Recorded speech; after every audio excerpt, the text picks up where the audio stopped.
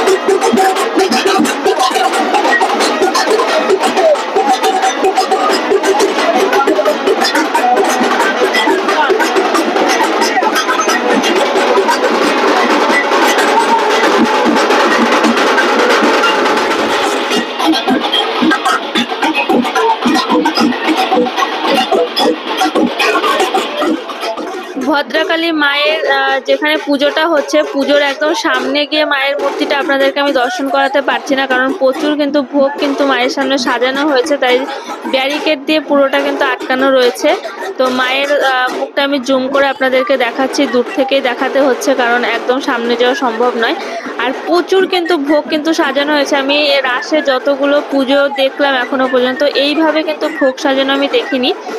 এখানেই একমাত্র দেখলাম যে এরকম করে মাকে প্রচুর ভোগ নিবেদন করা হয়েছে। এটা কিন্তু নবদ্বীপের চারিচারা পাড়ার বাজারের যে পুজোটা, যেখানে ভদ্রকালী মায়ের পুজো হয়, সেই পুজোটা।